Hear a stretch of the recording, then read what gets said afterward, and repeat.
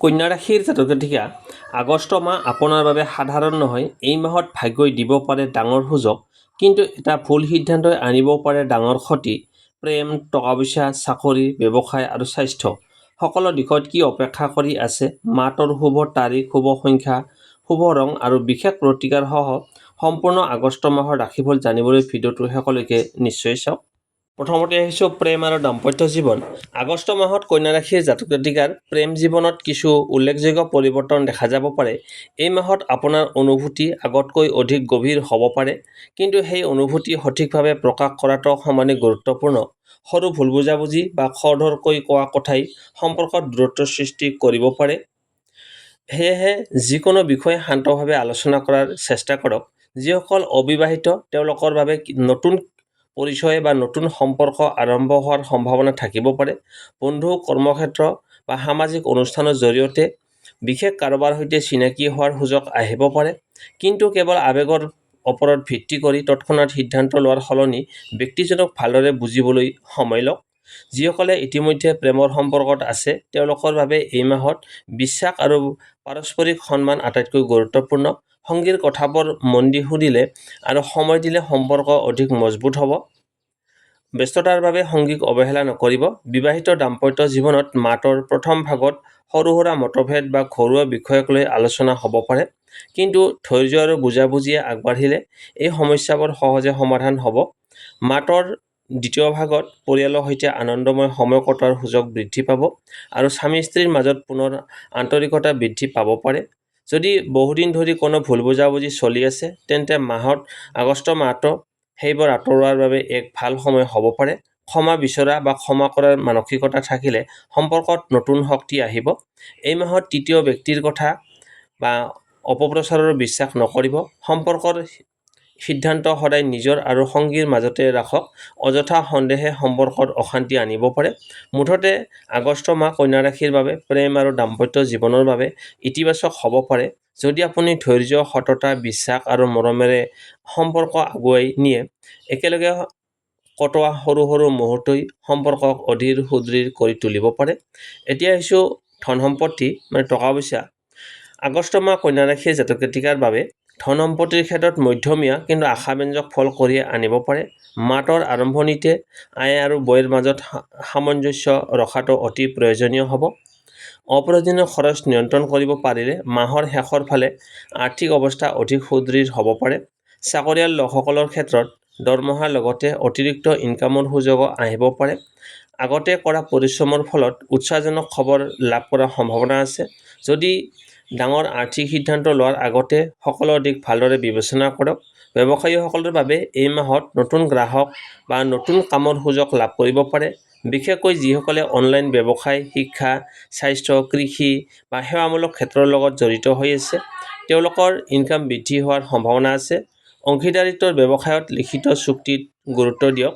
সম্পত্তিৰ ক্ষেত্ৰত ঘৰ, মাটি বা যান বাহন ক্ৰয় বিক্ৰয়ৰ কথা চিন্তা থাকিলে সিদ্ধান্ত লোৱাৰ আগতে আইনী নথিপত্ৰ ভালদৰে পৰীক্ষা কৰক। খৰধৰকৈ ইনভেষ্ট নকৰিব। সঠিক পৰিকল্পনা কৰিলে ভৱিষ্যতে লাভজনক হ'ব পাৰে। ধাৰ দিয়া বা ধাৰ লোৱাৰ ক্ষেত্ৰত সাৱধান হওক। চিনাকি মানুহৰ কথাত বিশ্বাস কৰি ডাঙৰ পৰিমাণৰ ধন নিদিব। যিকোনো লেনদেন লিখিতভাৱে সম্পন্ন কৰাটো বুদ্ধিমানৰ কাম হ'ব। মাহটোৰ দ্বিতীয় ভাগত সঞ্চয়ৰ সুযোগ বৃদ্ধি পাব পাৰে। সৰু সৰু সঞ্চয়ে ভৱিষ্যতে ডাঙৰ সহায় কৰিব। নতুন ইনভেষ্টৰ ক্ষেত্ৰত অভিজ্ঞ ব্যক্তিৰ পৰামৰ্শ লোৱাটো ভাল হ'ব। মুঠতে আগষ্ট মাহত কন্যা ৰাশিৰ আৰ্থিক অৱস্থা স্থিৰ হৈ থাকিব পাৰে আৰু সঠিক পৰিকল্পনা, ধৈৰ্য আৰু বুদ্ধিমত্তাৰে আগবাঢ়িলে ধন সম্পত্তিৰ ক্ষেত্ৰত ভাল ফলাফল লাভ কৰাৰ সম্ভাৱনা আছে। তাৰপিছত আহিছোঁ কৰ্মজীৱন, চাকৰি আৰু ব্যৱসায়। আগষ্ট মাহ কন্যা ৰাশিৰ জাতক জাতিকাৰ বাবে কৰ্মক্ষেত্ৰত পৰিশ্ৰম আৰু সুযোগ দুয়োটাই একেলগে কঢ়িয়াই আনিব পাৰে। এই মাহত আপোনাৰ দায়িত্ব বৃদ্ধি পাব পাৰে, কিন্তু সঠিকভাৱে কাম সম্পন্ন কৰিলে ঊৰ্ধ্বতন কৰ্তৃপক্ষৰ প্ৰশংসা লাভ কৰাৰ সম্ভাৱনা আছে। নিজৰ দক্ষতা প্ৰদৰ্শনৰ বাবে এই সময়খিনি যথেষ্ট অনুকূল হ'ব পাৰে। চাকৰি কৰা লোকসকলৰ বাবে মাহটোৰ প্ৰথম ভাগত কামৰ প্ৰেছাৰ কিছু বেছি অনুভৱ হ'ব পাৰে। নতুন দায়িত্ব, নতুন প্ৰজেক্ট বা স্থানান্তৰৰ আলোচনা হোৱাৰ সম্ভাৱনা আছে। সহকৰ্মীৰ সৈতে মতভেদ হ'লেও শান্তভাৱে বিষয়বোৰ সমাধান কৰাৰ চেষ্টা কৰক। তৰ্ক বিতৰ্কত জড়িত হোৱাতকৈ নিজৰ কামত গুৰুত্ব দিয়ক। যিসকলে নতুন চাকৰি বিচাৰি আছে তেওঁলোকৰ বাবে আগষ্ট মাহৰ দ্বিতীয় ভাগত ভাল সুযোগ আহিব পাৰে। সাক্ষাৎকাৰ দিয়া প্ৰতিযোগিতামূলক পৰীক্ষাৰ বাবে আগতে ভালদৰে প্ৰস্তুতি চলাই থাকিলে ইতিবাচক ফল লাভ কৰাৰ সম্ভাৱনা বৃদ্ধি পাব। ব্যৱসায়ীসকলৰ বাবে এই মাহত নতুন গ্ৰাহক, নতুন যোগাযোগ আৰু নতুন ব্যৱসায়িক সুযোগ লাভ হ'ব পাৰে। বিপণন, অনলাইন ব্যৱসায়, শিক্ষা, কৃষি, সেৱামূলক বা সৰু উদ্যোগৰ সৈতে জড়িতসকল বিশেষভাৱে লাভৱান হ'ব পাৰে। কিন্তু ডাঙৰ ইনভেষ্ট বা অংশীদাৰিত্ব কৰাৰ আগতে সকলো নথিপত্ৰ আৰু চুক্তি ভালদৰে পৰীক্ষা কৰক। যদি আপুনি নিজাকৈ নতুন ব্যৱসায় আৰম্ভ কৰাৰ কথা ভাবি আছে তেন্তে মাহটোৰ শেষভাগত পৰিকল্পনা আৰম্ভ কৰিব পাৰে। যদিও যিকোনো ডাঙৰ সিদ্ধান্ত লোৱাৰ আগতে বজাৰ বা আৰ্থিক দিশ ভালদৰে বিশ্লেষণ কৰাটো বাঞ্ছনীয়। এই মাহত আপোনাৰ শৃংখলা, সময়মতে কাম সম্পূৰ্ণ কৰাৰ অভ্যাস আৰু ধৈৰ্যই আপোনাক আনৰ পৰা পৃথক কৰি তুলিব পাৰে। নতুন দক্ষতা শিকিবলৈ চেষ্টা কৰিলে ভৱিষ্যতে ইয়াৰ ভাল ফলাফল লাভ কৰিব।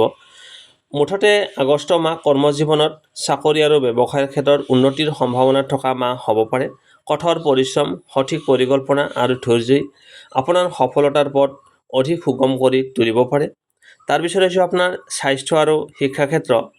কন্যা ৰাশি আগষ্ট 2026 এই মাহটো স্বাস্থ্যৰ ক্ষেত্ৰত বিশেষ সাৱধানতা অৱলম্বন কৰাটো ভাল হ'ব পাৰে। ব্যস্ততা আৰু মানসিক চাপৰ বাবে শৰীৰত ভাগৰ, নিদ্ৰাহীনতা বা পাচনতন্ত্ৰৰ সৰু সুৰা অসুবিধা অনুভৱ হ'ব পাৰে। সেয়েহে সময়মতে আহাৰ গ্ৰহণ কৰা, পৰ্যাপ্ত পৰিমাণে পানী খোৱা আৰু নিয়মীয়া বিশ্ৰাম লোৱাটো গুৰুত্বপূৰ্ণ। যিসকলৰ আগৰে পৰা গেষ্ট্ৰিক, এলাৰ্জি, উচ্চ ৰক্তচাপ বা শৰীৰৰ বিষৰ সমস্যা আছে তেওঁলোকে নিজৰ যত্ন লোৱাটো উচিত হ'ব। সৰু সমস্যা বুলি অৱহেলা নকৰিব। নিয়মীয়া ব্যায়াম, খোজকঢ়া, যোগাসন বা ধ্যানৰ অভ্যাসে মানসিক শান্তি আৰু শাৰীৰিক দুয়োটা দিশতে সহায় কৰিব পাৰে। খাদ্যৰ অভ্যাসৰ ক্ষেত্ৰত বাহিৰৰ তেল মছলাযুক্ত খাদ্য কমকৈ খোৱাটো ভাল। ঘৰতে পুষ্টিকৰ খাদ্য খালে শৰীৰ অধিক সুস্থ আৰু শক্তিশালী অনুভৱ কৰিব পাৰে। শিক্ষাৰ ক্ষেত্ৰত আগষ্ট মাহ যথেষ্ট উৎসাহজনক হ'ব পাৰে। বিদ্যালয়, মহাবিদ্যালয় বা প্ৰতিযোগিতামূলক পৰীক্ষাৰ বাবে প্ৰস্তুতি চলোৱা শিক্ষাৰ্থীসকলে নিয়মিত অধ্যয়ন কৰিলে ভাল ফলাফল লাভ কৰাৰ সম্ভাৱনা আছে। এই মাহত মনোযোগ বৃদ্ধি পাব পাৰে আৰু নতুন বিষয় সহজে বুজি পোৱাৰ সুযোগ থাকিব। যদিও মাজে মাজে মোবাইল, সামাজিক মাধ্যম বা আন কিছুমান বিভ্ৰান্তিকাৰক বিষয়ৰ বাবে মনোযোগ কমিব পাৰে। সেয়েহে এটা নিয়মীয়া অধ্যয়নৰ সময়সূচী তৈয়াৰ কৰি চলিলে অধিক লাভ হ'ব। যিসকলে উচ্চ শিক্ষা, নতুন পাঠ্যক্ৰম বা দক্ষতা উন্নয়নৰ বাবে চেষ্টা কৰি আছে তেওঁলোকৰ বাবেও এই মাহ ইতিবাচক হ'ব পাৰে। নতুন জ্ঞান আহৰণৰ সুযোগ সঠিকভাৱে ব্যৱহাৰ কৰক। মুঠতে আগষ্ট মাহত স্বাস্থ্যৰ ক্ষেত্ৰত অলপ সাৱধানতা আৰু শিক্ষাৰ ক্ষেত্ৰত নিয়মিত পৰিশ্ৰম কৰিলে ভাল ফলাফল লাভ কৰাৰ সম্ভাৱনা আছে। এতিয়া আহিছোঁ আপোনাৰ বাবে কন্যা ৰাশিৰ বাবে আগষ্ট মাহত শুভ তাৰিখ, শুভ সংখ্যা, শুভ ৰং আৰু বিশেষ প্ৰতিকাৰৰ কথা। আগষ্ট মাহত কন্যা ৰাশিৰ জাতক জাতিকাৰ বাবে কিছুমান দিন বিশেষভাৱে শুভ হ'ব পাৰে। এই দিনবোৰত নতুন কাম আৰম্ভ কৰা, সাক্ষাৎকাৰ দিয়া, ব্যৱসায়িক সিদ্ধান্ত লোৱা বা গুৰুত্বপূৰ্ণ আলোচনাৰ বাবে সুযোগ অনুকূল হ'ব পাৰে। শুভ তাৰিখ 3, 7, 12, 16, 21, 25 আৰু 29 আগষ্ট। শুভ সংখ্যা 5, 6 আৰু 9। এই সংখ্যাবোৰ গুৰুত্বপূৰ্ণ সিদ্ধান্ত, নথিপত্ৰ বা শুভ কামত আপোনাৰ বাবে ইতিবাচক প্ৰতীক হিচাপে বিবেচিত হ'ব পাৰে। শুভ ৰং সেউজীয়া, বগা আৰু হালধীয়া। বিশেষ দিনত এই ৰঙৰ পোচাক বা আন কোনো বস্তু ব্যৱহাৰ কৰিলে আত্মবিশ্বাস আৰু ইতিবাচক মনোভাৱ বৃদ্ধি পোৱাৰ অনুভৱ কৰিব পাৰে। এতিয়া জানো আহক মাহটোৰ প্ৰতিকাৰৰ কথালৈ। প্ৰতিদিনে পুৱা সূৰ্যক পানী অৰ্পণ কৰি নিজৰ কামৰ সফলতাৰ বাবে প্ৰাৰ্থনা কৰক। বুধবাৰে ভগৱান গণেশৰ পূজা বা ওম গং গণপতি নমঃ এই মন্ত্ৰটো 108 বাৰ জপ কৰিব পাৰে। বহুতে বিশ্বাস কৰে যে ইয়াৰ ফলত বাধা বিঘিনি দূৰ হৈ শুভ ফল লাভ কৰাৰ সম্ভাৱনা বৃদ্ধি পায়। সম্ভৱ হ'লে দুখীয়া বা প্ৰয়োজনীয় লোকক সেউজীয়া শাক-পাচলি, ফল-মূল বা শিক্ষা সামগ্ৰী দান কৰক। দান ধৰ্মই মনত ইতিবাচকতা বৃদ্ধি কৰাত সহায় কৰিব পাৰে। সপ্তাহৰ অন্তত এদিন ক্ৰোধ নিয়ন্ত্ৰণ কৰি মিঠা ভাষাৰে কথা কোৱাৰ চেষ্টা কৰক। পৰিয়ালৰ জ্যেষ্ঠসকলৰ আশীৰ্বাদ লোৱাটো শুভ বুলি ধৰা হয়। মুঠতে ক'বলৈ গ'লে আগষ্ট মাহ কন্যা ৰাশিৰ বাবে পৰিশ্ৰম, ধৈৰ্য, সঠিক সিদ্ধান্তৰ মাহ হ'ব পাৰে। সুযোগ আহিলেও বুদ্ধিমত্তাৰে ব্যৱহাৰ কৰক আৰু যিকোনো ডাঙৰ সিদ্ধান্ত লোৱাৰ আগতে ভালদৰে চিন্তা ভাৱনা কৰক। দৰ্শকৰ বাবে সৰণি এই ৰাশিফল আৰু প্ৰতিকাৰসমূহ জ্যোতিষীয় পৰামৰ্শ আৰু সাধাৰণ বিশ্বাসৰ ওপৰত ভিত্তি কৰি উপস্থাপন কৰা হৈছে। ব্যক্তিগত ফলাফল ব্যক্তিভেদে ভিন্ন হ'ব পাৰে। বন্ধু-বান্ধৱীসকল, আশা কৰোঁ কন্যা ৰাশিৰ আগষ্ট মাহৰ সম্পূৰ্ণ ৰাশিফল আপোনালোকৰ ভাল লাগিল আৰু উপকাৰী হ'ল। ভিডিঅ'টো যদি ভাল লাগিছে তেন্তে লাইক কৰক, আপোনাৰ পৰিয়াল আৰু বন্ধু-বান্ধৱৰ সৈতে শ্বেয়াৰ কৰক আৰু এনেধৰণৰ নিয়মীয়া ৰাশিফল, জ্যোতিষ আৰু আধ্যাত্মিক ভিডিঅ' চাবলৈ আমাৰ চেনেলটো ছাবস্ক্ৰাইব কৰি কাষতে থকা বেল আইকনটো অন কৰি ৰাখিব। আপোনালোকৰ মতামত বা প্ৰশ্ন থাকিলে তলৰ কমেণ্টত নিশ্চয় জনাব। মই আপোনালোকৰ কমেণ্ট পঢ়োঁ আৰু যথাসম্ভৱ উত্তৰ দিয়াৰ চেষ্টা কৰোঁ। সকলোৰে জীৱনত সুখ, শান্তি, সুস্বাস্থ্য আৰু সফলতা আহক। ভগৱানৰ কৃপা সদায় আপোনালোকৰ ওপৰত বৰষিত থাকক। পুনৰ লগ পাম আগন্তুক এটা নতুন ৰাশিফল ভিডিঅ'ত। ধন্যবাদ।